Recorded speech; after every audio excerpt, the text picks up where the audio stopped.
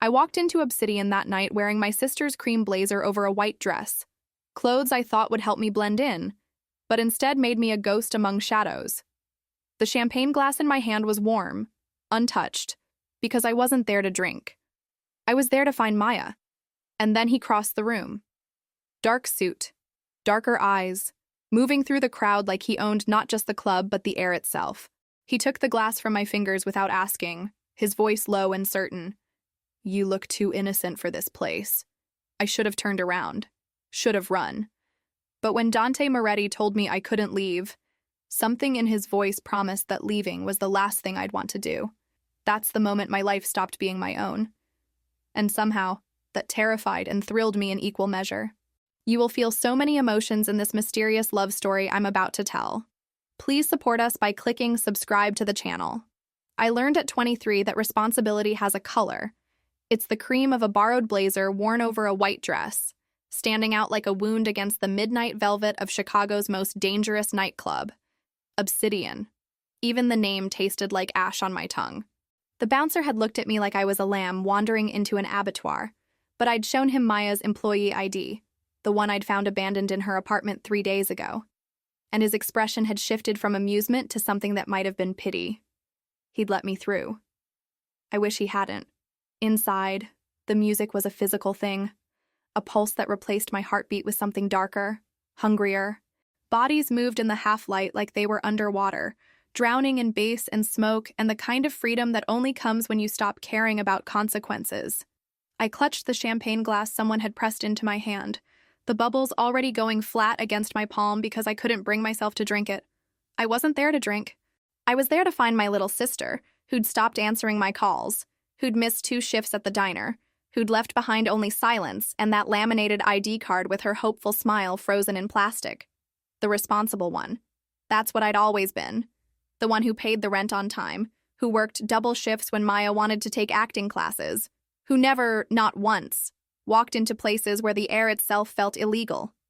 But responsibility is a funny thing. It makes you brave when you have no right to be.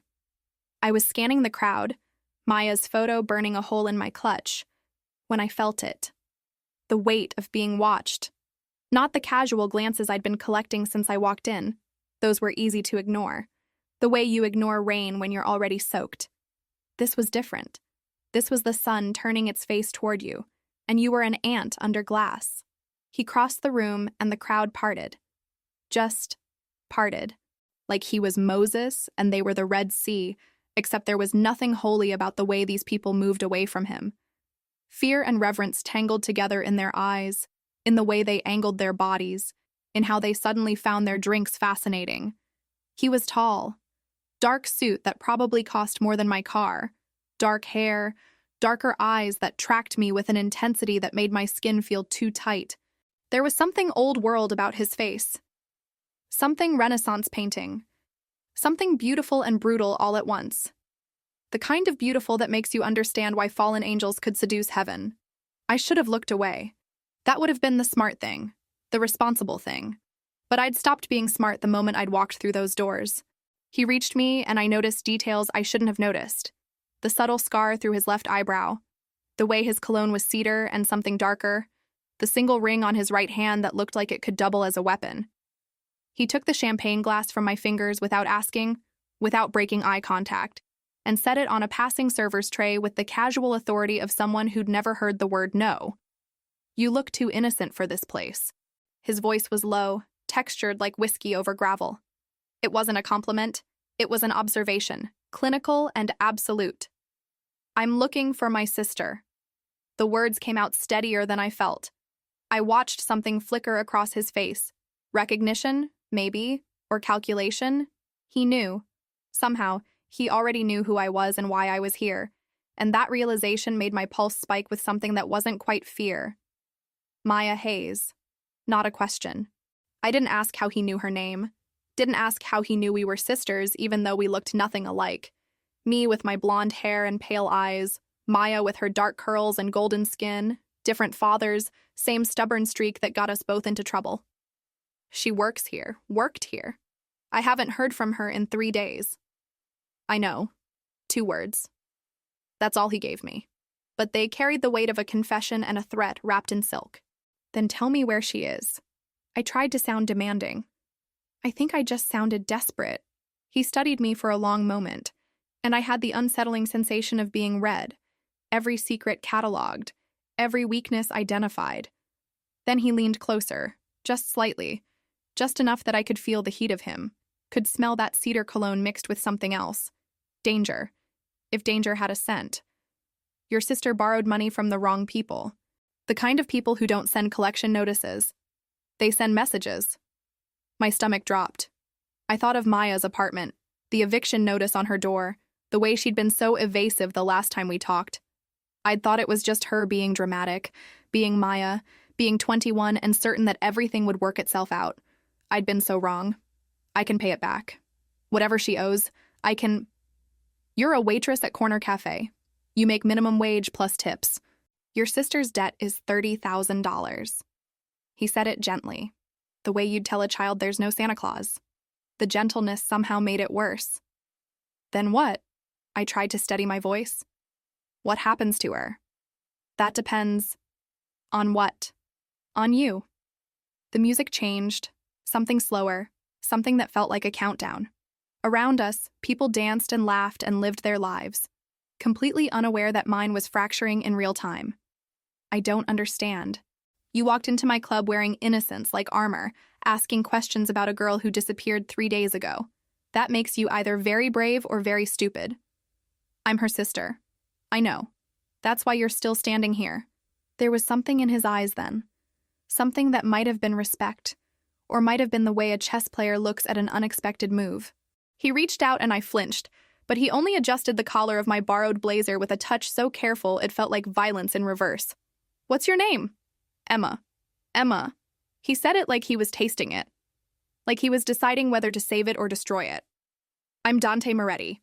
And you need to come with me now, Emma, because in about 30 seconds, the men who are looking for your sister are going to realize she has a twin who just walked into their crosshairs. I'm not her twin. That won't matter to them. My heart was a trapped bird in my chest. I looked toward the exit, calculating distance and obstacles, the responsible part of my brain screaming at me to run. If you leave now, they'll follow you home. They'll tear apart your life looking for Maya. They'll hurt people you love to make a point. But if you stay... He placed his hand on the small of my back. Not a push, not a pull, a claim. If you stay, I can protect you. But Emma... He leaned close enough that his words felt like they were being carved into my bones. Protection isn't free. And once you accept it, once you step into my world, there's no stepping out. You understand? I didn't understand anything except that my sister was missing and this dangerous, beautiful man was offering me the only lifeline I had. So I did what the responsible sister would do. I nodded. Good girl. He guided me through the crowd toward the VIP section, past velvet ropes and security who moved like shadows, and I felt every eye in the club tracking our movement, marking me, recording this moment when Emma Hayes stopped being invisible. From now on, no one touches you. His voice was quiet, almost intimate, but I heard the steel underneath, heard the promise and the threat wrapped together. Because you belong to me now, and I protect what's mine. I woke up in my own bed, which should have been comforting except I couldn't remember how I'd gotten there. The last clear memory I had was Dante's penthouse, all glass and steel 40 floors above the city, Chicago glittering below us like broken diamonds. He'd given me water, made a phone call in Italian that sounded like he was arranging either a business deal or a murder, and told me to sleep in the guest room. I must have, though I couldn't recall closing my eyes. What I did recall, with painful clarity, was the Blacktown car now idling outside my building. I pushed back the curtain of my ground-floor apartment, the one with bars on the windows that Maya used to say made it feel like a prison, and there it was, sleek and patient as a panther. A man in a dark suit leaned against the driver's side door, scrolling through his phone with the casual posture of someone who had all the time in the world because time bent to his will, not the other way around. The responsible thing would have been to call the police. But I'd learned something last night in Obsidian, something that sat in my stomach like swallowed glass. The police couldn't help me with this. This was a different world, one with different rules, and calling 911 would be like showing up to a gunfight with a strongly worded letter. I showered quickly, trying to wash away the smoke and champagne smell that clung to my skin like evidence. The cream blazer hung on the back of my door where I'd left it. Maya's blazer, the one she'd bought for auditions, back when she still believed Hollywood was just waiting to discover her. I touched the sleeve and felt the distance between who we'd been and who we were becoming. My phone buzzed. Unknown number. Marco is outside. He'll drive you to work. D just like that. No question mark. No, if you need a ride. A statement of fact, as if my choices had already been decided and filed away in some invisible ledger. I typed back. I can take the bus. 3 dots appeared, dancing their little dance of impending response. Then, no, you can't. 2 words that somehow contained an entire argument I'd already lost. I grabbed my bag and went outside. The morning air was crisp. October in Chicago. Leaves turning the color of rust and regret. Marco straightened when he saw me, and I got my first clear look at him in daylight. Mid-40s, maybe, yes, with the kind of weathered face that suggested he'd seen things that would make civilians flinch. But his eyes were kind. Tired, but kind. Miss Hayes. He opened the back door like I was someone who deserved doors opened for her, like I hadn't spent the last 5 years slinging coffee and taking verbal abuse from customers who snapped their fingers instead of learning my name. Emma is fine, and I can sit up front. I'm sure Mr. Moretti prefers a lot of things. I slid into the back seat before he could argue. The interior smelled like leather and something else, something clean and expensive that made my thrift store cardigan feel like it was apologizing for existing. Marco got behind the wheel, adjusted the mirror, and met my eyes in the reflection. For what it's worth, miss, he's trying to keep you safe. I didn't ask to be kept safe. People rarely do. Usually by the time they realize they need it, it's too late. There was a story there, in the careful way he said it. I wondered how many people Marco had driven who'd needed keeping safe. I wondered how many had survived the experience. The corner cafe sat wedged between a dry cleaner and a bodega on West Diversey, the kind of place tourists walked past without noticing and locals loved for its terrible coffee and excellent gossip. I'd worked there since dropping out of Northwestern, since the thing with Professor Grayson, since I'd needed a place where nobody asked questions and the only thing expected of me was showing up and remembering orders. Denise was behind the counter when I walked in, her gray hair escaping its bun in that way that suggested she'd stopped caring about appearances around the time Nixon resigned. She took one look at me, then at Marco, who'd followed me inside and positioned himself near the window with a clear view of both exits. That's new. It's complicated. Honey, at my age, everything's complicated. You want the usual? I nodded and tied on my apron, trying to slip back into the rhythm of normal life, refilling sugar dispensers, wiping down tables, taking orders from the morning regulars who came in for eggs and the illusion of community. But normal had become a language I'd forgotten how to speak. I kept catching Marco's eye, kept feeling the weight of surveillance even though he was just sitting there, drinking coffee, occasionally checking his phone. Around 11, a man walked in who made Marco stiffen. It was subtle, just a straightening of the shoulders, but I'd spent enough time reading body language in this job to recognize threat assessment when I saw it.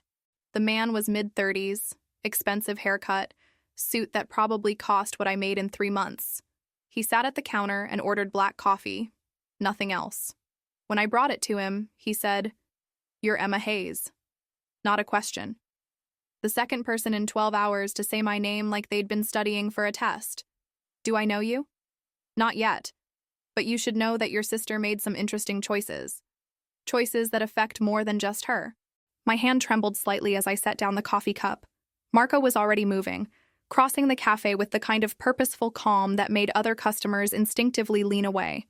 This is a warning, Emma. The kind you only get once. Walk away from Moretti. Tell him you changed your mind, that you can't help him, that you want out. Do it today. Or what? The man smiled, but it didn't reach his eyes. Those stayed flat and cold as river stones. Or we'll have to remind you that protection from one monster just means you're being hunted by another. Marco was there now, his hand on the man's shoulder, gripped tight enough to make the expensive suit wrinkle. Time to leave. I'm a paying customer. You're a man who walked into the wrong place wearing threats like cologne. Miss Hayes is under Mr. Moretti's protection, which means she's under mine. You want to deliver messages. You go through proper channels. The man stood slowly, deliberately, making a show of smoothing his jacket. He left a $100 bill on the counter for a $4 coffee, looked at me one last time, and said, "Think about what's worth more, Emma, your sister's debt or your soul." Then he was gone, taking the temperature of the room with him. Denise appeared at my elbow, her voice low. "You need to tell me what's going on, honey, because that wasn't normal." But normal was already so far in the rearview mirror, I couldn't even pretend to see it anymore. I made it through my shift on autopilot, my hands doing the work while my mind tried to process the mathematics of fear. Maya owed $30,000. I made maybe $22,000 a year before taxes. The equation didn't work unless I factored in variables I didn't want to consider. Dante's protection, the cost of that protection, and what happened to girls who accepted help from men who owned nightclubs and had drivers named Marco, who moved like soldiers. When my shift ended, Marco drove me home through rush hour traffic. Neither of us spoke.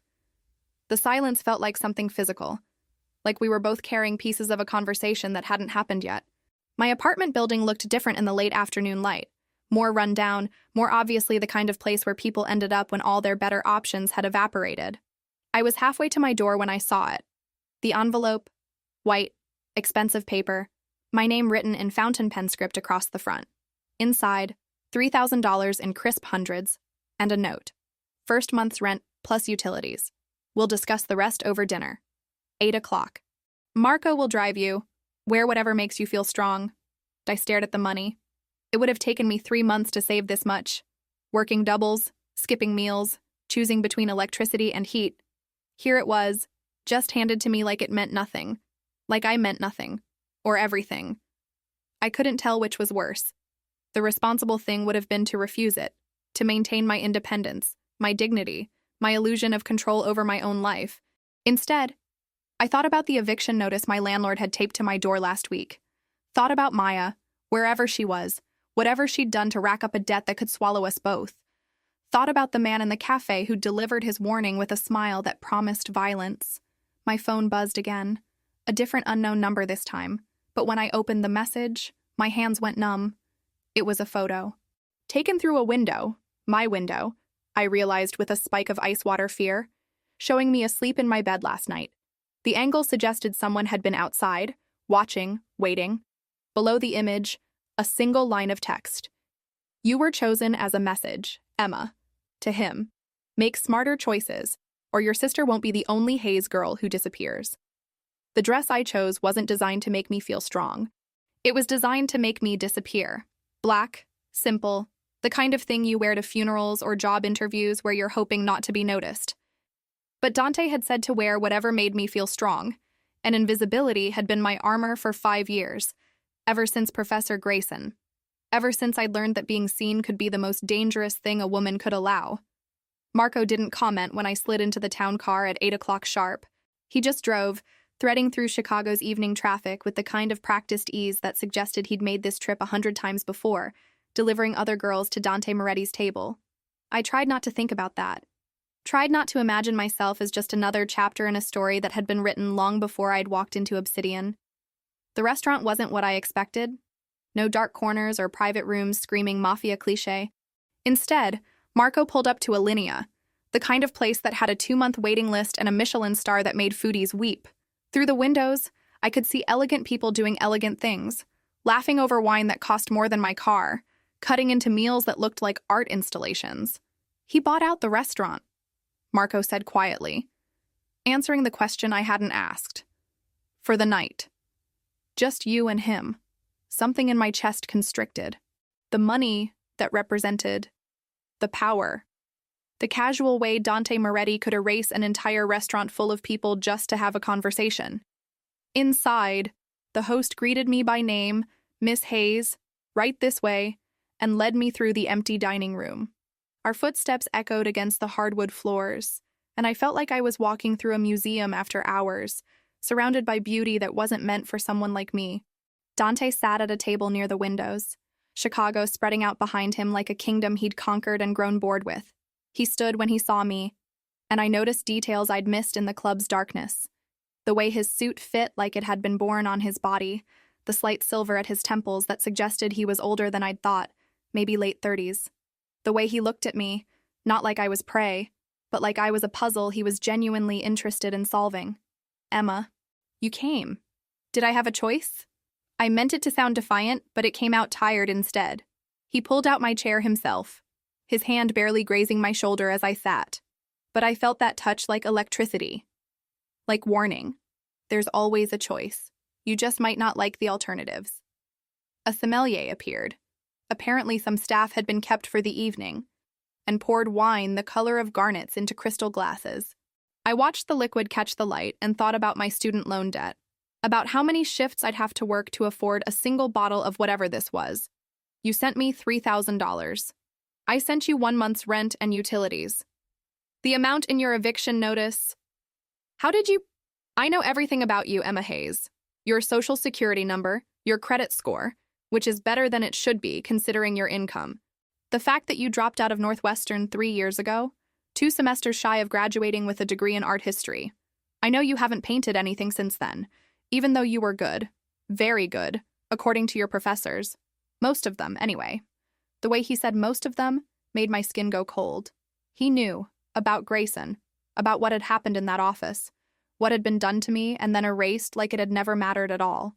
I wanted to say invasive, wanted to say terrifying, wanted to say 1,000 things that would establish boundaries this man clearly didn't believe in. But what came out was, why?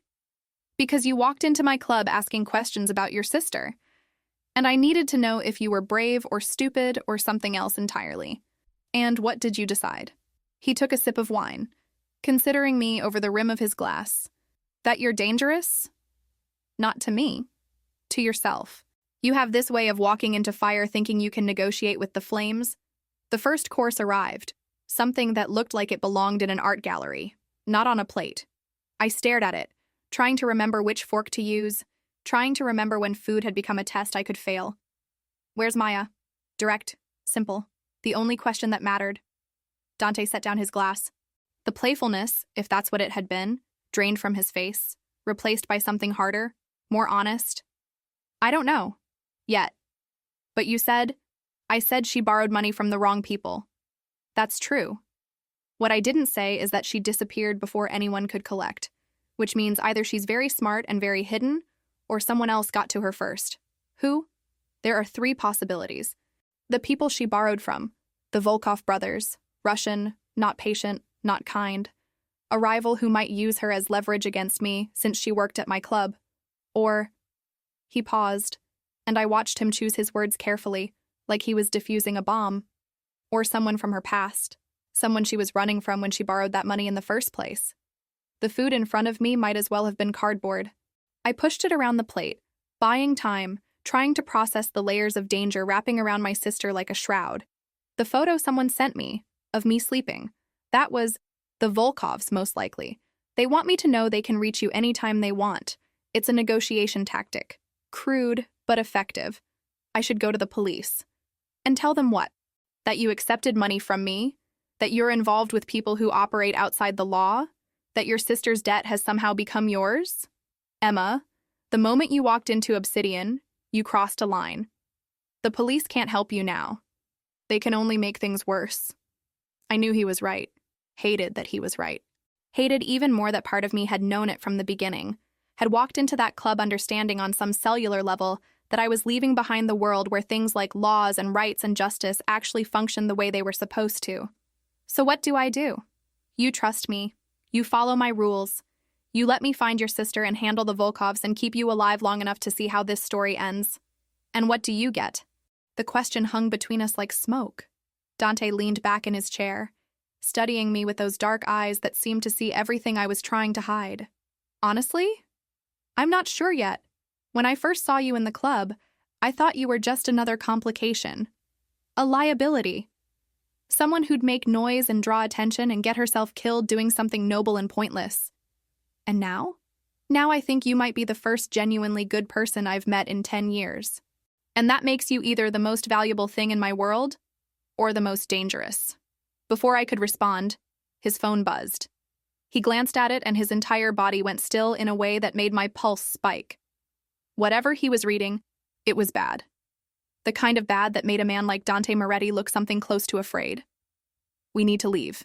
Now, what's... Marco's bringing the car around. Don't argue, don't ask questions, just stay close to me. He was already moving, his hand on my elbow, guiding me through the empty restaurant with an urgency that made my skin prickle. Outside, the street looked normal, traffic, pedestrians, the ordinary chaos of Chicago at night. But Dante was scanning everything, his body angled to shield mine, and I realized he was looking for threats I couldn't see. The town car pulled up, and Dante practically pushed me inside, sliding in after me as Marco hit the gas before the door was fully closed. What's happening? Someone just uploaded footage to the dark web, security camera from Maya's apartment building, from 3 nights ago, the night she disappeared. My heart stopped. Is she... She's alive in the footage. But Emma... He turned to look at me, and I saw something in his face I hadn't seen before. Not fear. Pity. She left with someone. Someone she knew. Someone she trusted enough to go with willingly. And I need you to look at the footage and tell me if you recognize him. Marco handed back a tablet. The video was grainy, black and white. Time stamped 11:47 p.m. I watched Maya exit her building, watched her smile at someone off camera, watched her laugh at something he said. Then he stepped into frame. The tablet slipped from my hands. I knew that face. Knew the way he moved, the tilt of his head, the smile that had once made me feel special before it had made me feel destroyed. Professor Richard Grayson. The man who'd assaulted me, who'd walked away untouched while I'd fallen apart, who'd stolen my voice and my future and left me with nothing but shame and silence. Emma?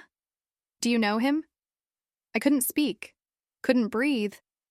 The car felt too small, the air too thick. 5 years? I'd spent 5 years rebuilding myself, creating distance, learning to function in a world where men like Grayson existed and thrived and faced no consequences for the lives they destroyed. And now he had Maya. Emma. Dante's voice cut through the panic. His hand found mine, squeezed once, grounding me. I need you to tell me who he is. I looked at him, this dangerous man who'd somehow become my only ally, and made a choice. The kind of choice that changes the architecture of your soul. His name is Richard Grayson. He was my professor at Northwestern, and 3 years ago, he raped me. The words fell like stones into deep water. Dante's face went very still, very cold. When he spoke, his voice was soft in a way that suggested violence held in check by sheer force of will. Tell me everything. So I did. I told Dante everything in the back of that car while Chicago blurred past the windows like a watercolor left in the rain. I told him about Professor Grayson's office hours, how he'd made me feel seen in a way no one else had, how attention from someone brilliant and admired had felt like sunlight after years of being invisible. I told him about the night it changed, about wine and locked doors and hands that wouldn't stop no matter how many times I said no. I told him about reporting it, about the dean's sympathetic smile that meant nothing, about how the university had circled its wagons around tenure and reputation while I'd been left to bleed out alone. I told him about dropping out 2 semesters before graduation because I couldn't walk past Grayson's office without my hands shaking, about how I'd stopped painting because art required vulnerability, and I'd learned that vulnerability was just another word for target, about how I'd become the responsible sister, the one who worked doubles and paid bills on time, because responsibility was safe and small and couldn't hurt me the way dreams could. Dante listened without interrupting. When I finally ran out of words, he was quiet for a long moment, his jaw tight enough that I could see the muscle working beneath his skin. How long has it been since you've seen him? 3 years. He's still at Northwestern, still teaching, still. My voice cracked and I hated myself for it. Hated that after all this time, saying his name out loud could still make me feel like I was 20 years old and breaking apart, still destroying girls who trust him. Dante said it like a fact, like a verdict already decided. He pulled out his phone, typed something, then looked at me with an expression I couldn't quite read. I'm going to find your sister, and I'm going to handle Grayson. But first, we need to establish some ground rules, for your safety and mine. Rules. 3 of them. Non-negotiable. The car pulled up to a building I didn't recognize. Not Dante's penthouse, somewhere else. Somewhere that looked like it had been designed by someone who understood that luxury was really just another word for fortress. Marco opened my door and Dante guided me inside, through a lobby that was all marble and modern art, into an elevator that required a key card to operate. We rode up in silence. I watched the numbers climb, 20, 30, 40, and wondered at what point you stopped being able to see the ground clearly enough to remember what falling felt like. The penthouse was different from the one he'd taken me to last night. More lived in. Books on the shelves, a coffee mug on the counter, a jacket thrown over the back of a chair like someone actually existed here instead of just visiting.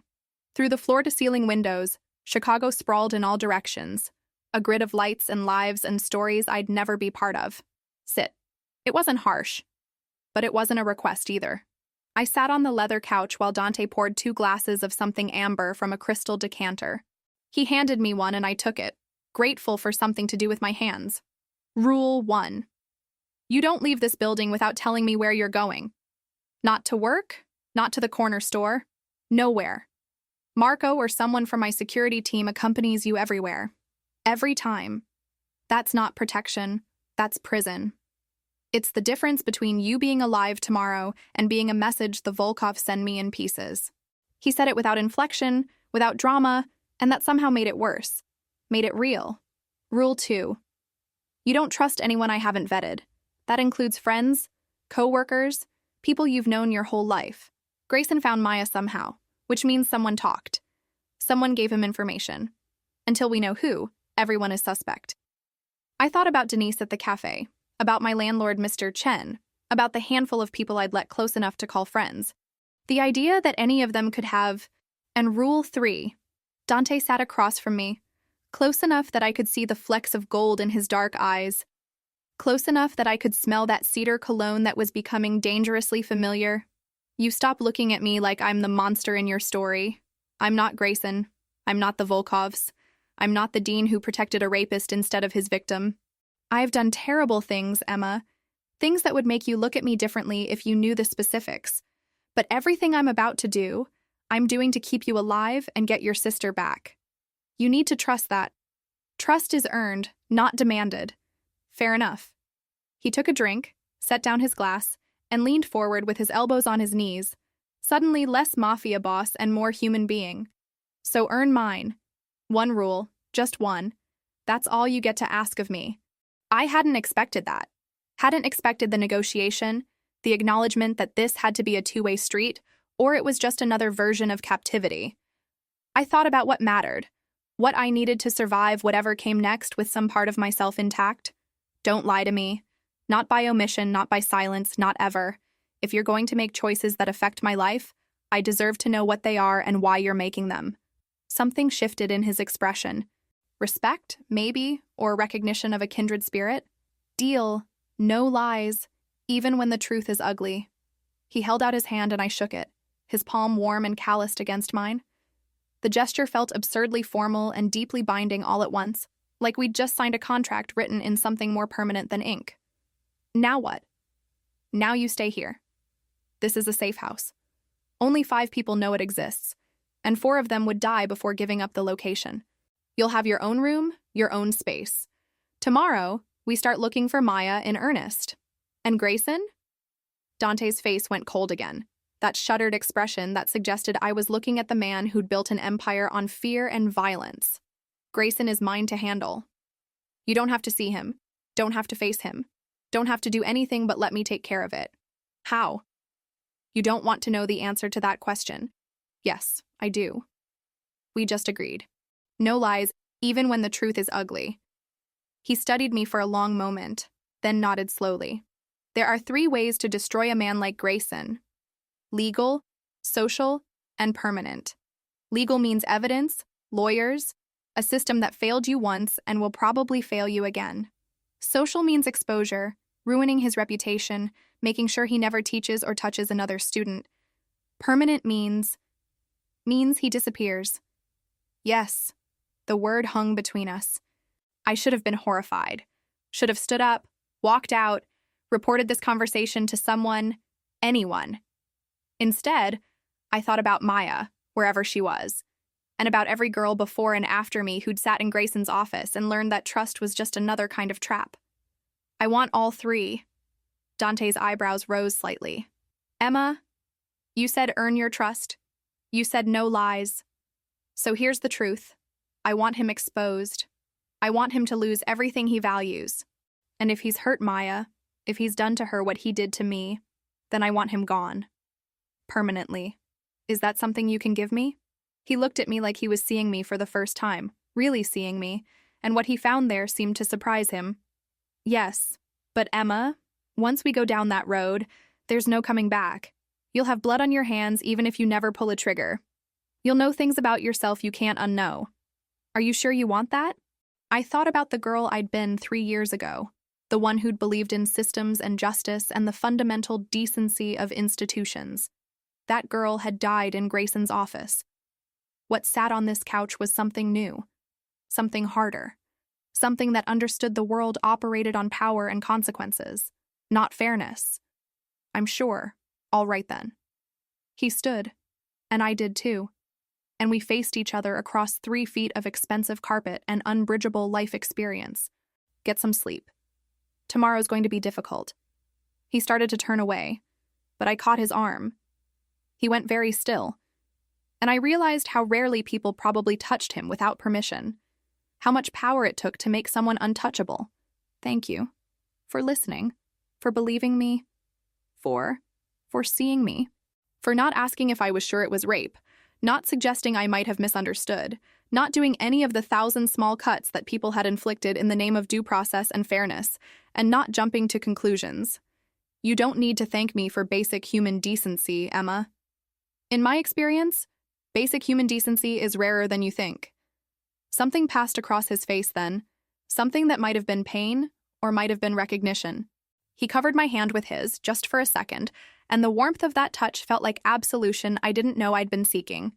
The bedroom's down the hall, second door on the left. There's clothes in the closet that should fit, toiletries in the bathroom. If you need anything, I'll be in my office. I nodded and headed toward the hallway, exhaustion suddenly crashing over me like a wave. But at the doorway, I turned back. Dante, your rules. I'll follow them. But not because I'm afraid of you. No. No, because for the first time in 3 years, someone's actually fighting for me instead of against me. That's worth trusting, even if you are a little bit terrifying. He smiled, then. A real smile that transformed his face from dangerous to devastating. Only a little bit. I must be losing my touch.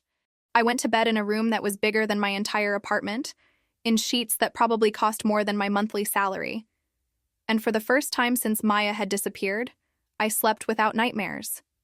Maybe because I knew someone was standing watch. Maybe because I'd finally stopped trying to carry everything alone. Or maybe because I'd finally given myself permission to be something other than the responsible sister, the good girl, the one who always did the right thing even when the right thing had never once been done for her. When I woke up, sunlight was streaming through windows I hadn't bothered to close, and there was a manila envelope on the nightstand that hadn't been there when I'd gone to sleep. My name was written across the front in Dante's precise handwriting. Inside were surveillance photos. Dozens of them. Richard Grayson leaving his house, entering the university, having coffee with colleagues. Current photos, taken recently, showing a man who looked exactly as I remembered him. Distinguished, handsome in that academic way, completely untouched by consequences. But clipped to the front was something else. A current address, a list of his daily routines, and a post-it note that made my heart stop. Tell me when you're ready, and he disappears. No questions, no evidence, no body they'll ever find, or we can do this another way. Your choice, always your choice. I held that post-it note for 20 minutes, reading the same words over and over until they stopped looking like language and became something else. An invitation, a test, a doorway I could walk through if I was willing to leave behind every version of myself I'd carefully constructed since Grayson's office. Tell me when you're ready, and he disappears. The terrifying part wasn't that Dante could make it happen. It was how badly I wanted him to. How easily I could imagine a world without Richard Grayson in it, how much lighter that world would feel, how much safer. I'd spent 3 years telling myself I'd moved on, that I'd healed, that he'd taken enough from me and I wouldn't give him another second of my thoughts. But healing was different than forgetting. And moving on was different than justice. And every time I closed my eyes, I could still feel his hands, still smell his cologne, still hear him saying it was okay, that I wanted this, that I was special. I found Dante in his office, working through files spread across a massive oak desk that looked like it had witnessed 100 similar mornings, 100 other problems that needed solving with strategy and violence. He looked up when I entered, and something in his expression gentled. "You read it?" I read it. I sat in the chair across from him, the envelope still clutched in my hands like evidence of my own moral collapse. "I need to tell you something about what happened. The full story, not just the highlights." "Emma, you don't have to." "Yes, I do. Because you're offering to kill a man for me, and you should know exactly who he is before you decide if he deserves it." Dante closed the file he'd been reading, leaned back in his chair, and gave me his complete attention. The kind of attention that felt like being held, like being seen, like mattering enough that someone would stop the world just to hear what you had to say. So I told him. I told him about being 20 years old and brilliant in that hungry, desperate way that comes from growing up poor, and knowing education is the only bridge between where you are and where you're trying to go. About how Professor Grayson had noticed my work, had praised my thesis on Renaissance art and trauma, had made me feel like I was exceptional instead of just another scholarship kid scrambling to justify her place at an elite university.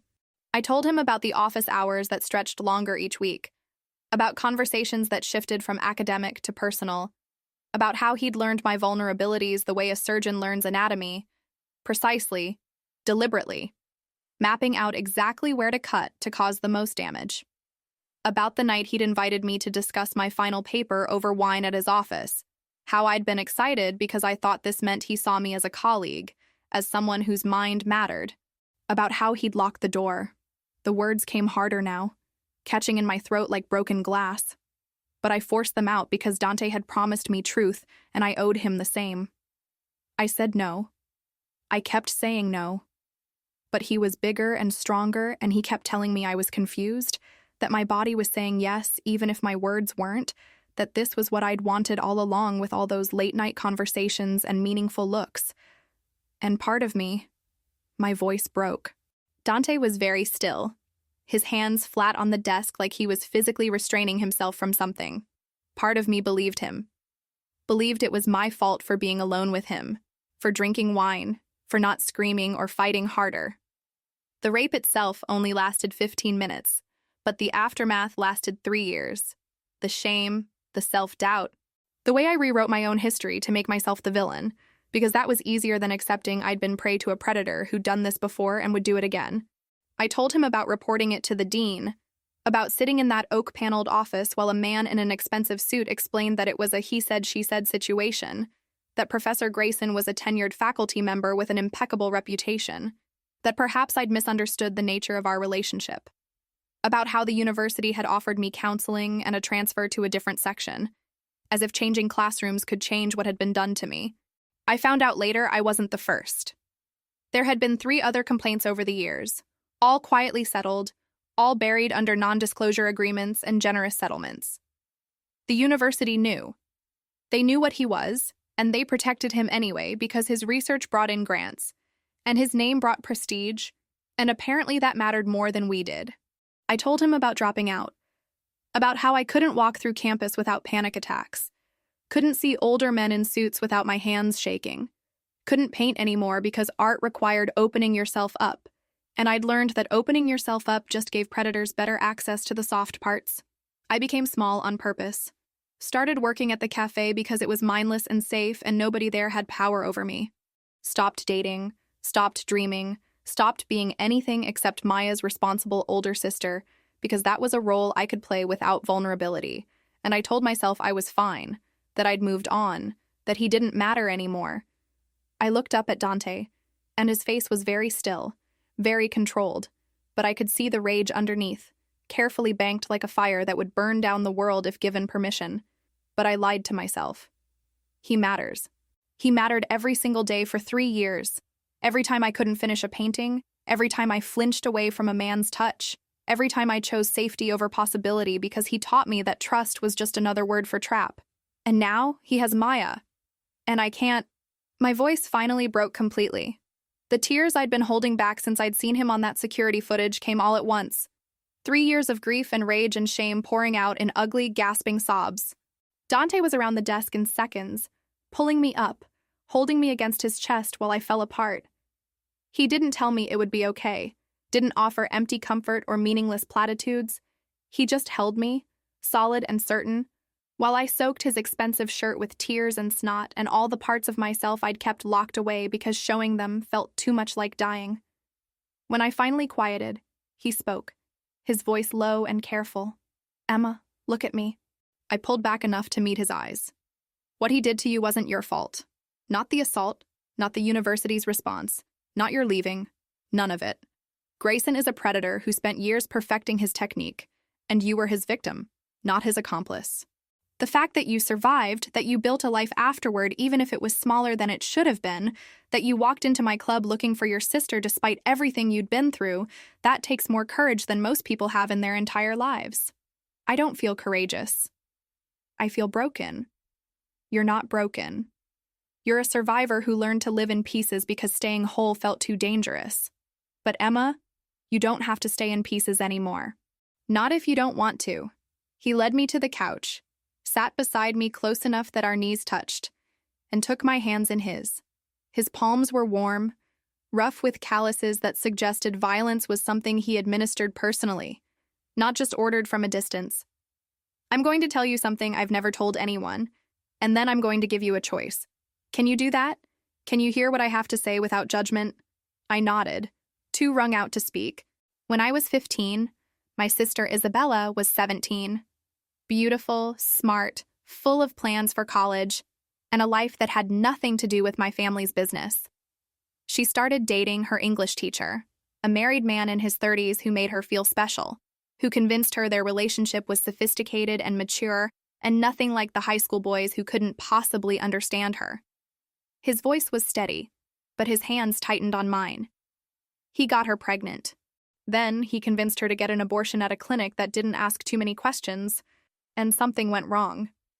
An infection. By the time she told us, by the time we got her to a real hospital, it was too late. Isabella died 3 days later. She was 17 years old. Oh God. The teacher walked away. The school quietly fired him with a recommendation letter that let him get hired somewhere else. His wife never found out. He faced no consequences except having to find a new district where nobody knew what he'd done. Dante. My father wanted to handle it the traditional way. Quick, violent, permanent. But I was young and still believed in systems, in justice, in doing things the right way. So I gathered evidence, built a case, went to the police with everything they'd need for a criminal prosecution. And you know what happened? I could guess. Could see the end of this story written in the hard line of his jaw. Nothing. The statute of limitations had passed on the relationship because Isabella hadn't reported it when it was happening. The abortion clinic had closed. The school district stonewalled. The teacher got a lawyer who made it all go away, and I learned a very important lesson. Justice isn't something you ask for. It's something you take. What did you do? What my father had wanted to do from the beginning. Made him disappear. Not quickly, not mercifully.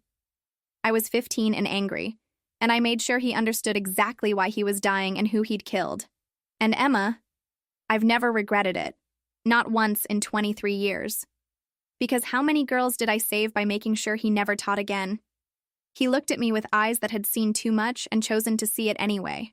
So when I offered to make Grayson disappear, I wasn't being hypothetical. I was offering you what I gave Isabella's memory.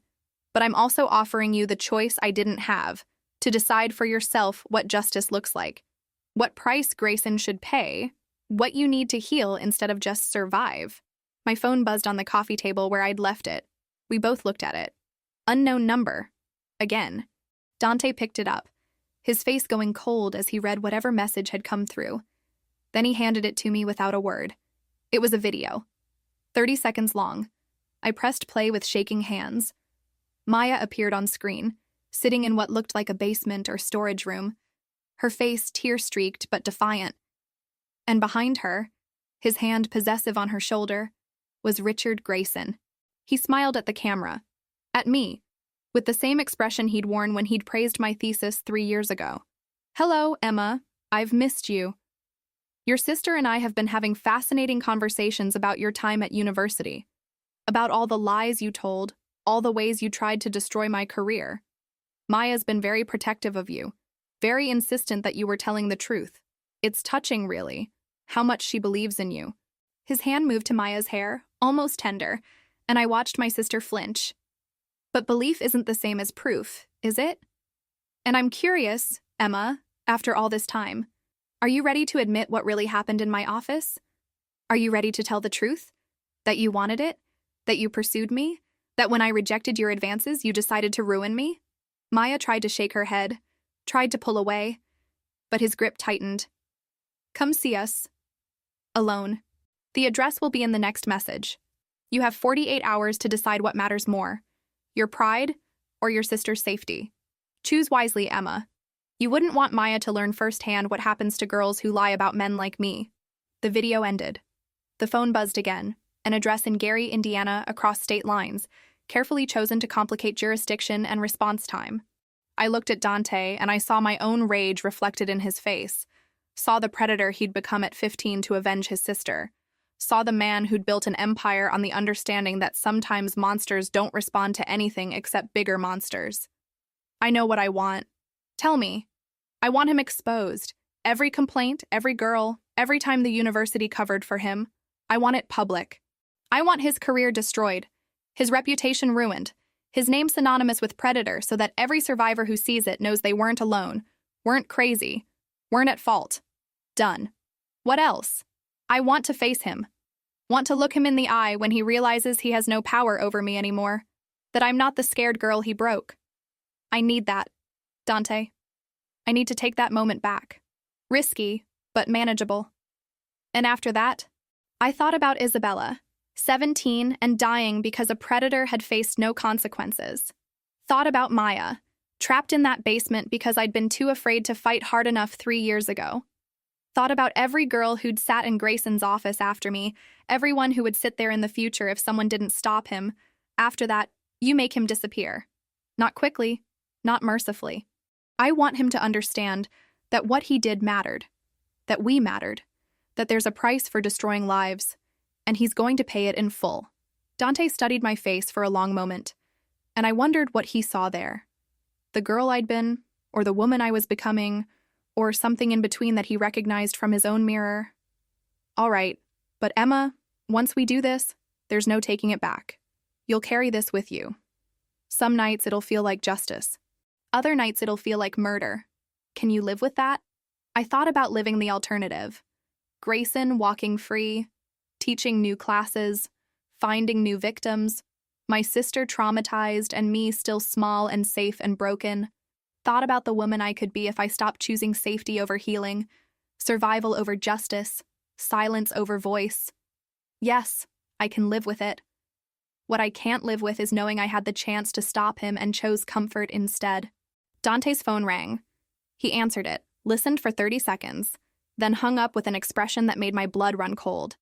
We need to move now. That video wasn't just a threat. My people just intercepted chatter.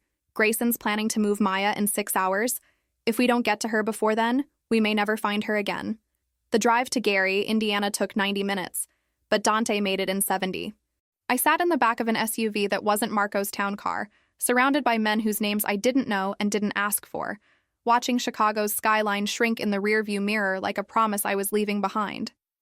The vehicle smelled like gun oil and coffee and the particular tension that comes before violence, that electric anticipation that made my skin feel too tight. Dante sat beside me, his laptop open, coordinating with people I couldn't see through an encrypted channel that probably cost more than most people's mortgages.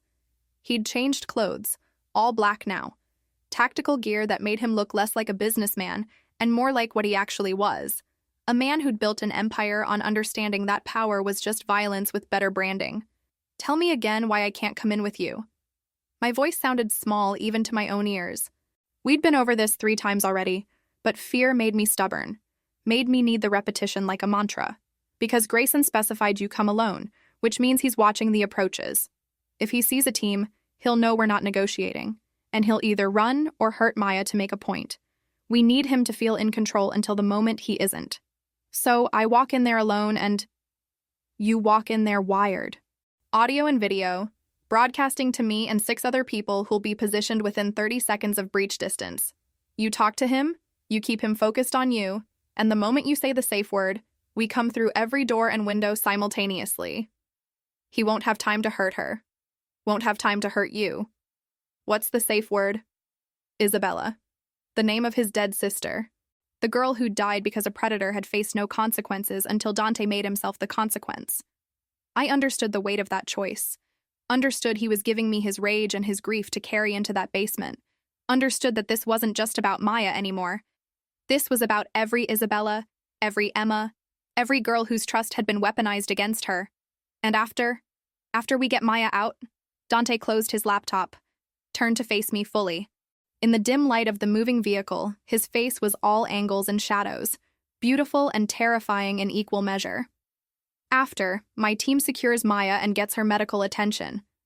You and I stay with Grayson while they transfer him to a secondary location. Then you decide, do you want to be there when we finish this? Or do you want to walk away knowing it's handled but not carrying the specific weight of how? I'd been thinking about that question since I'd made my choice in his office. About what it would cost me to watch Richard Grayson die. About whether witnessing his end would bring closure or just add new nightmares to my collection. About the difference between justice and revenge, and whether that difference mattered when you'd been broken by someone who'd never paid for the breaking. I want to be there. Not for the whole thing, but for the moment he understands. The moment he realizes his power is gone and he's not special anymore, not protected, not untouchable. I need to see his face when he knows he's been caught. All right, but Emma, once you see that, you can't unsee it. The moment a person realizes they're about to die, it changes how you think about mortality, about power, about yourself. Are you certain? Nothing about this is certain. But I'm choosing it anyway. He studied me for a long moment, then nodded slowly. You're braver than you think? Or more damaged? Sometimes it's hard to tell the difference. The SUV pulled off the highway onto roads that got progressively narrower, progressively darker. Gary, Indiana looked like the future had come and gone and left nothing but rust and abandonment in its wake. Shuttered factories, houses with broken windows, streetlights that flickered like dying stars. This was where America put things it wanted to forget, where people went when they'd run out of better options. The address Grayson had sent was an old elementary school, closed for a decade. Chain-link fence rusting around a playground where ghosts of children played in memories only the building remembered.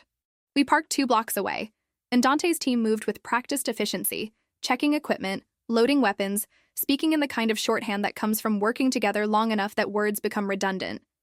A woman approached, mid-30s, blonde, the kind of competent beautiful that suggested she could kill you 6 ways before you finished complimenting her appearance. She held out a small device that looked like a button. This clips inside your bra, between the cups, audio and video, battery life 4 hours, signal range half a mile. Don't touch it, don't acknowledge it, don't look directly at any cameras he might have, just talk naturally and we'll handle the rest. I took the device with shaking hands. Dante helped me clip it in place, his fingers clinical and careful, and I wondered how many times he'd done this, how many operations he'd planned that required someone to walk into danger while he watched from a safe distance, calculating odds and acceptable losses. You don't have to do this. We can find another way. No, we can't. Maya's in there because of me. Because I wasn't brave enough 3 years ago to make sure Grayson faced consequences. This is my chance to fix that. This isn't fixing, Emma. This is surviving. There's a difference. Then I'm choosing to survive differently than I have been. I'm choosing to fight back. He looked at me with something that might have been pride or might have been grief for the innocence I was about to lose. Then he pulled me close, his hand cradling the back of my head, his mouth against my ear. If anything goes wrong, if at any point you feel unsafe, you say Isabella and we come in loud. I don't care if it spooks him. Don't care if it blows the operation. Your safety matters more than perfect execution. Understand? I nodded against his chest, breathing in cedar and certainty, trying to memorize the feeling of being held by someone who actually gave a damn whether I lived or died. I understand. Good. Now go get your sister, and Emma. Make him work for it. Make him explain himself, justify himself, show us exactly who he is so when we release the recording later, there's no ambiguity about what kind of monster we put down. I walked the 2 blocks to the school alone, my footsteps echoing off empty buildings, my breath visible in the October cold.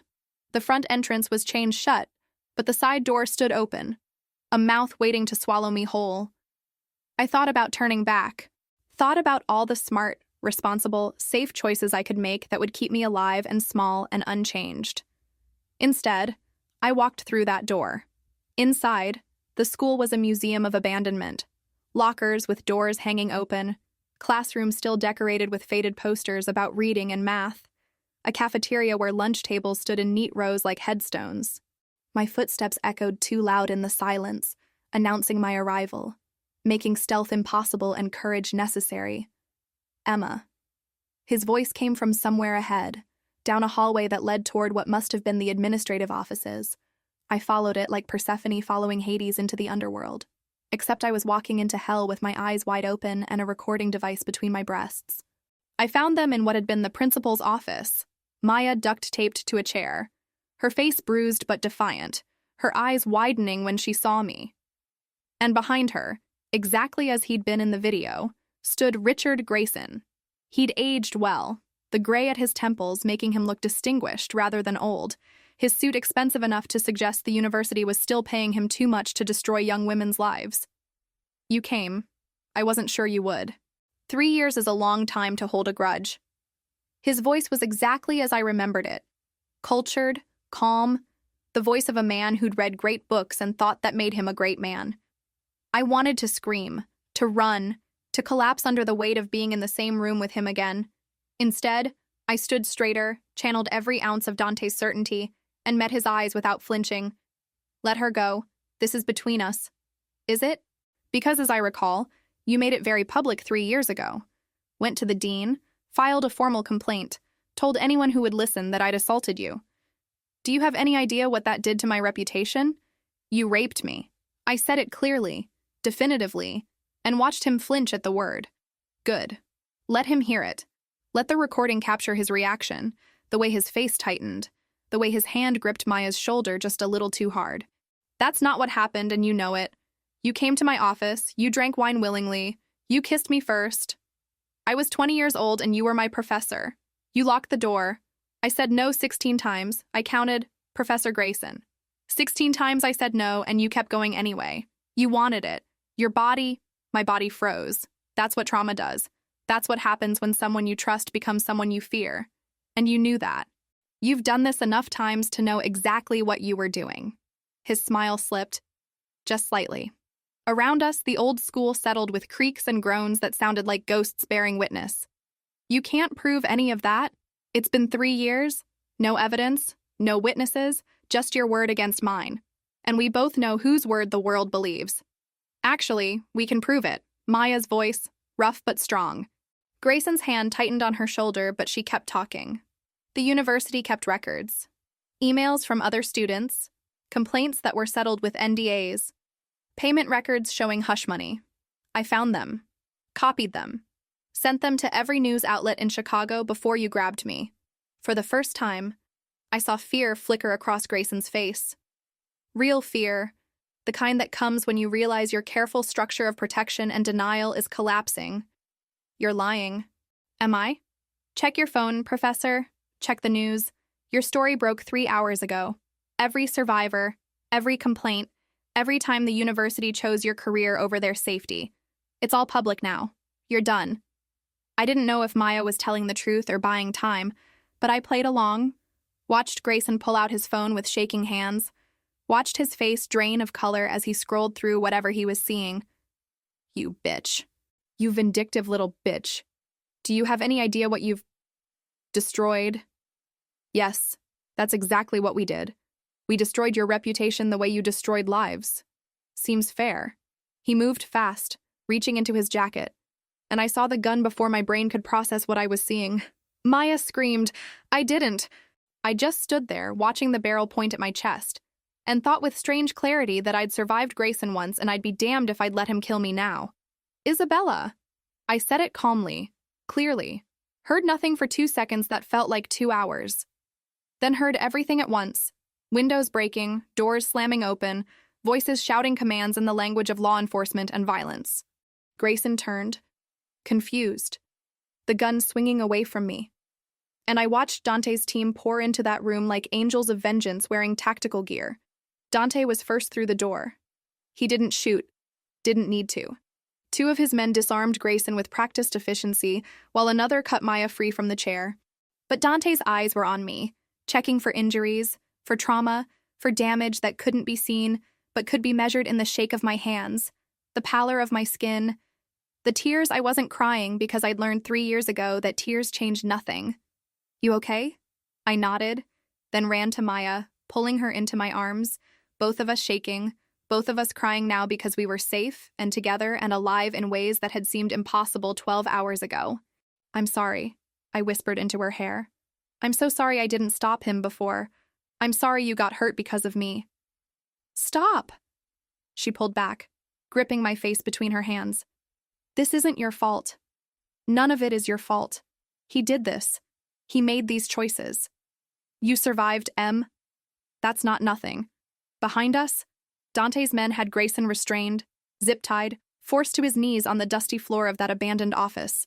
Dante approached him, crouched down to eye level, spoke in a voice so quiet I almost couldn't hear it. You like young girls, like making them feel special, then teaching them that trust is just another kind of trap. I want a lawyer. I have rights. Dante laughed, cold and certain. Rights. That's beautiful. You spent a decade violating the rights of students who trusted you, and now you want to hide behind the law you've been ignoring. Here's what's going to happen. Professor, the evidence Maya referenced, it's already live. Every news outlet, every victim advocacy group, every person who's been waiting for someone to finally hold you accountable, they all have it now. Your career is over. Your marriage is over. Your freedom is over. But before the police arrive, before you get your lawyer and your day in court, you and I are going to have a conversation. I'm not telling you anything. You don't have to. I already know everything. Where you live, where your wife works, where your daughter goes to school. Grayson went very still. I won't have to. Because you're going to confess. On camera. Every assault, every student, every time you leveraged power over vulnerability. You're going to say their names, describe what you did, and explain exactly how you manipulated the system to protect yourself.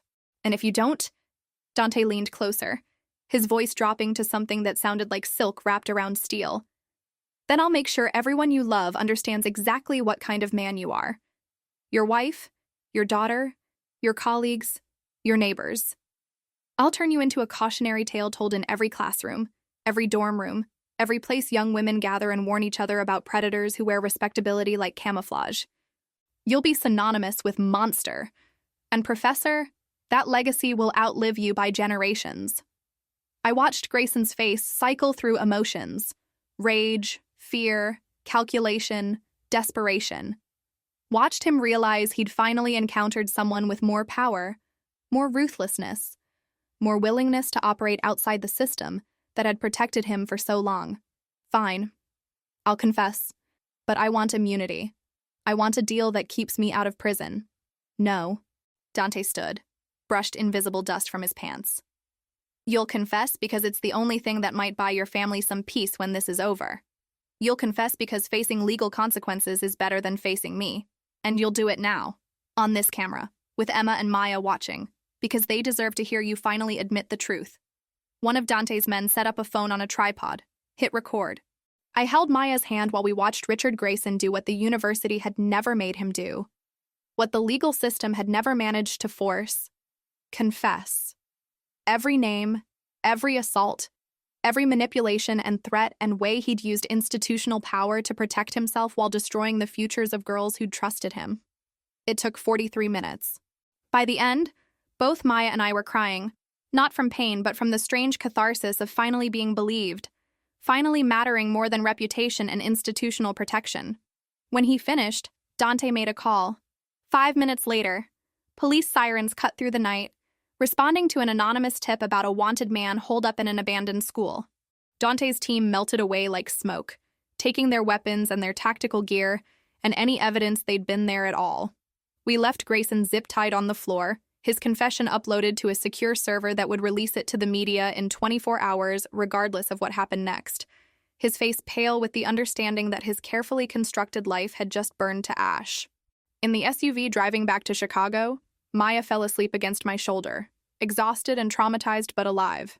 Dante sat across from us, his laptop open again, already coordinating the next phase, the legal strategy that would turn Grayson's confession into formal charges that even the best lawyers couldn't dismiss. "Thank you." I said it quietly, not wanting to wake Maya, not sure I could articulate everything those 2 words carried. Don't thank me yet. "We still have to make sure he actually pays, that the system doesn't find a way to protect him again." He confessed. On camera. How could they? You'd be surprised what institutions will excuse when it's convenient. But Emma, between the media attention, the recorded confession, and the fact that half the survivors are now willing to testify because they're not alone anymore, he's done. This time, there's no walking away. I looked out the window at Gary, Indiana, disappearing behind us, at the rust and ruin of a place that had once been something better, and wondered if that's what happened to people too. If we all started out as something promising before time and trauma eroded us into shadows of what we'd been. What happens now? Now we wait for the legal system to do its job. Now we get Maya therapy and medical attention. Now you decide what comes next for you. And Grayson? Dante's face went cold, that shuddered expression that meant I was looking at the part of him that had dismembered his sister's killer at 15 years old. Grayson will face trial. Will probably get convicted. Will spend some time in prison, and the guards will know exactly what he is, and they'll make sure his fellow inmates know too. Men like him don't do well in general population. Nature has a way of balancing the scales even when justice falls short. It wasn't the ending I'd imagined when I'd told Dante I wanted Grayson to disappear. It was messier, less satisfying, dependent on systems that had failed me before. But watching Maya sleep, peaceful for the first time in days, I understood that maybe this was better. Maybe public accountability, maybe forcing institutions to finally act, maybe giving every survivor proof that they'd been heard. Maybe that mattered more than private vengeance. Or maybe I was just tired. Tired of carrying rage, tired of letting Grayson occupy space in my head, tired of being defined by what had been done to me instead of who I was becoming. My phone buzzed. Marco's name on the screen. I almost didn't answer, but something made me look at the message. FBI wants to talk to you. About Dante. About tonight. They're at your apartment now with a warrant. Agent Morrison says you're either a victim or an accomplice. Choose carefully. I looked up at Dante. He was already reading his own phone, his face grim. They know. Someone tipped them off about the operation, about my involvement, about everything. Emma, when we get back to Chicago, the FBI is going to offer you a deal. Testify against me, help them build a RICO case, and you walk away clean. And if I don't, then you're an accomplice to kidnapping, assault, potentially murder, if they can make any of my past actions stick. You'd be looking at 20 years minimum. Maya stirred against my shoulder but didn't wake. Outside the windows, Chicago's skyline was growing closer, that grid of lights and lives and impossible choices. They're going to ask me to choose between you and my freedom. Yes. What would you do? If you were me? Dante looked at me for a long moment, and I saw something complicated in his eyes. Respect and regret, and the strange tenderness of someone who'd come to care about you, even though caring complicated everything. I'd save myself. I'd testify. I'd take the deal. I'd walk away and build a life that didn't include men like me. But Emma, I'm not you, and you're not me. So you need to decide who you are and what that person is willing to live with. The SUV merged onto the highway, accelerating toward Chicago and choices I wasn't ready to make, carrying me toward a future I couldn't predict and away from a past I couldn't change. And in that moment, suspended between who I'd been and who I was becoming, I realized that surviving wasn't the same as living, and living meant making choices that terrified you, and I was so tired of choosing safety over truth. But first, I had to decide what truth meant when telling it would destroy the man who'd saved my sister's life and possibly cost me my own freedom. The city lights grew brighter. My phone kept buzzing. Maya slept on. And I sat there, 30 miles from having to choose, knowing that whatever I decided would define not just my future, but the kind of woman I'd become, the kind who walked away, or the kind who stayed and fought for people who'd fought for her, even when fighting meant burning down the small, safe life she'd built from the ashes of trauma. The FBI interview room smelled like burnt coffee and fluorescent desperation. Agent Sarah Morrison sat across from me, her file thick with surveillance photos. Me and Dante at the restaurant, at his penthouse, getting into cars that cost more than most people's houses. She laid them out like tarot cards predicting a future I didn't want to see. Emma Hayes, 23 years old, waitress, no criminal record, smart girl who dropped out of college after reporting a sexual assault that went nowhere. And now you're dating Chicago's most dangerous man. I'm not dating him. No? Then what do you call spending every night at his safe house? Accepting money? Participating in the kidnapping and assault of Richard Grayson? I call it survival. Agent Morrison leaned back, studied me with eyes that had seen too many women make bad choices for good reasons. Here's what I think happened. Dante Moretti saw a vulnerable woman and exploited her.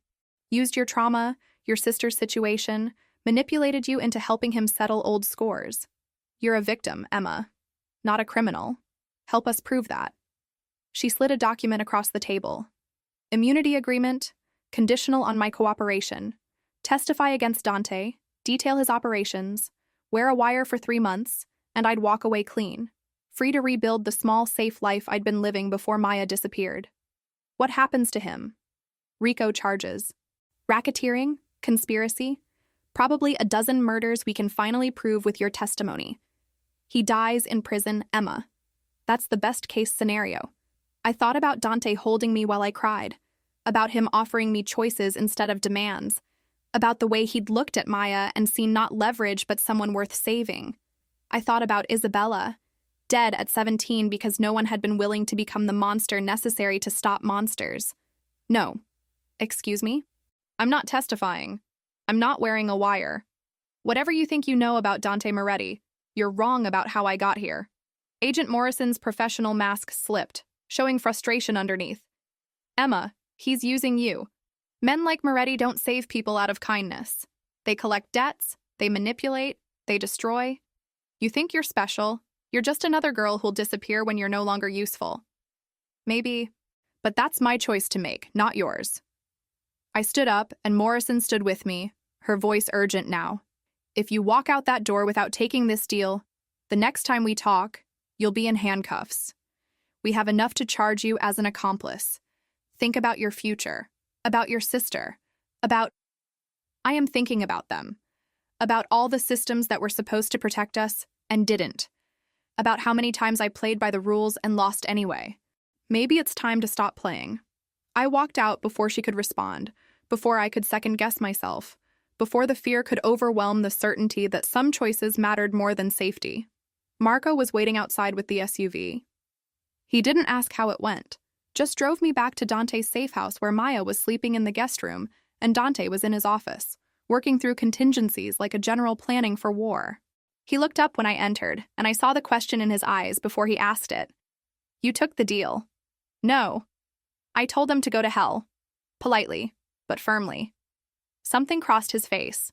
Surprise? Maybe? Or fear for me?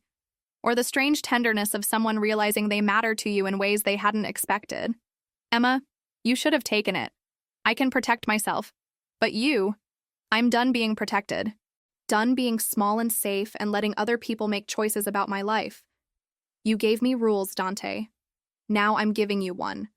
You don't get to decide what risks I'm allowed to take. That's mine. He stood, crossed to where I stood, shaking with adrenaline and fear and something that felt dangerously close to power. They'll come for you? Build a case? Find evidence? Make you pay for choosing me over them? Let them? I survived Grayson. I survived 3 years of being broken. I can survive whatever comes next. Why? Why risk everything for someone like me? The question hung between us, heavy with implications neither of us had named. I thought about all the reasons I could give. Gratitude, strategy, the debt I owed for Maya's rescue. But what came out was simpler, truer, more terrifying than any of those. Because you see me. Not the victim, not the broken girl, not the one who needs saving. You see who I actually am? And you're not afraid of that person. That's worth fighting for. He kissed me then, sudden and certain, his hands cradling my face like I was something precious instead of just another complication in his dangerous life. And I kissed him back. tasting cedar and certainty and the future I was choosing instead of the safety I was abandoning. When we pulled apart, his forehead rested against mine, his voice rough. I can't promise you safety. Can't promise normal or easy or any of the things you deserve. I don't want safe anymore. I want real. I want to stop surviving and start living. Can you give me that? Yes. But Emma, living in my world means accepting consequences you can't predict. It means becoming someone you didn't plan to be. Good. Because the person I planned to be died in Grayson's office. Time to find out who I am now. My phone buzzed. Unknown number. Always an unknown number. I answered it on speaker. Richard Grayson's voice, recorded from prison, filtered through whatever contraband phone he'd managed to access. Hello, Emma. I heard you chose the criminal over the law. How predictable. But here's something you should know. I kept insurance. Video from my office. From that night. Edited to show exactly what I need it to show. If Dante kills me, if anything happens to me, it goes public. Your reputation, your sister's safety, everything you're trying to protect, gone. You have 72 hours to convince your boyfriend to back off. Otherwise, the world sees you for what you really are. The line went dead. Dante was already on his phone, coordinating, strategizing, preparing for war. But I just stood there, understanding with perfect clarity what Grayson had done. He'd made himself too valuable to kill, too protected to destroy, and he'd made me the price of his survival. I spent 71 hours learning what it felt like to be weaponized against someone you loved. Because somewhere between the FBI interview and Grayson's threat, between choosing Dante over safety and kissing him like he was oxygen, I'd fallen in love with a man who killed people for considerably less than blackmail. Dante spent those same 71 hours doing what he did best, gathering intelligence, building contingencies, preparing for violence. But I watched him differently now. Saw the careful control it took to not simply erase Grayson from existence.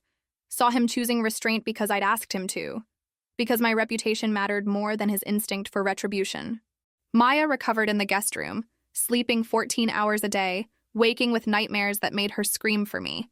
I held her through them, and during the quiet moments between terror and exhaustion, she told me what Grayson had said, how he'd used my assault as entertainment, how he'd described in detail what he'd done to me like it was a story worth sharing. He's sick. Not just cruel, sick. And he's not going to stop until someone makes him. On the 72nd hour, I made a decision. Not the one Dante expected. Not the one Agent Morrison wanted. Not the one that kept me safe or small or unchanged. I called Grayson's contraband phone. Emma? Calling to beg? No. Calling to make a deal.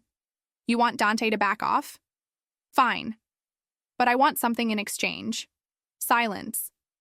Then, you're not exactly in a negotiating position. Neither are you.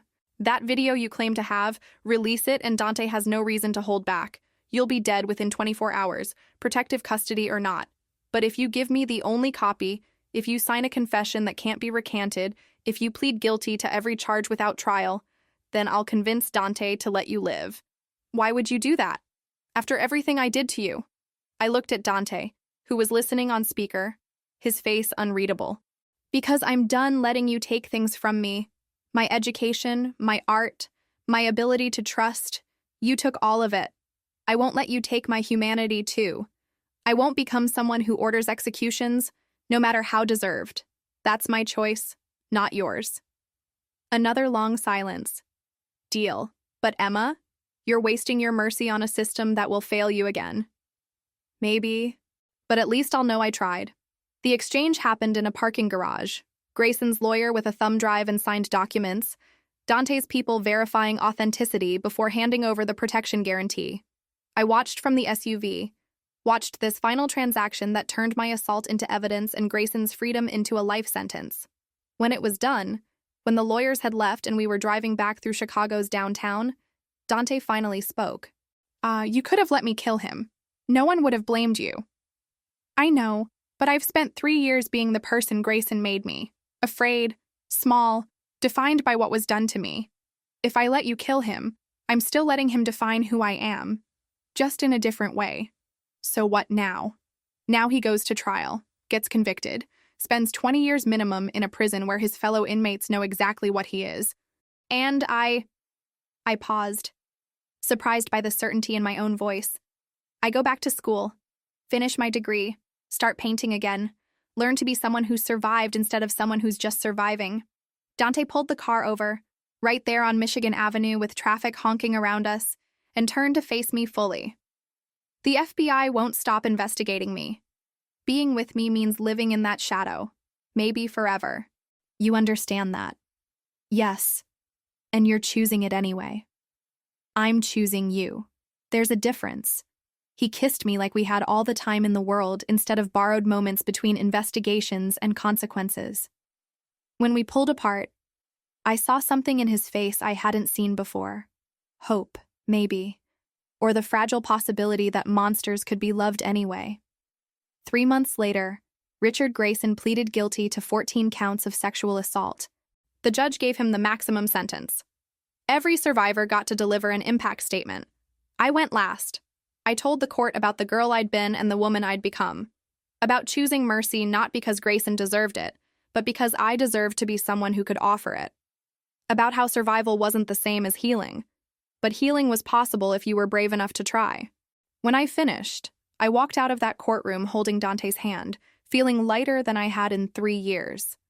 Not because Grayson was gone, but because I'd finally stopped giving him power over who I got to be. 6 months after that, I stood in an art gallery showing my first collection since dropping out.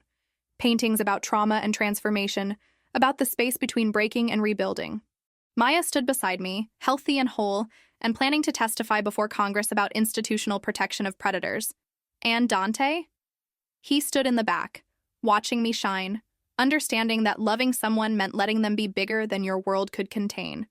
The FBI never stopped investigating. Agent Morrison still called monthly, offering deals I never took. But I'd learned something important in that abandoned school in Gary, Indiana. Safety was an illusion, justice was something you built yourself, and love was choosing someone not despite their darkness, but because they'd held a light for you when yours went out. I wasn't the responsible sister anymore. Wasn't the victim, the survivor, the girl who needed saving. I was just Emma, complex and flawed and learning to live in full color instead of the grayscale of fear. And that, finally, was enough. Don't forget to subscribe and hit that notification bell so you never miss our next emotional journey.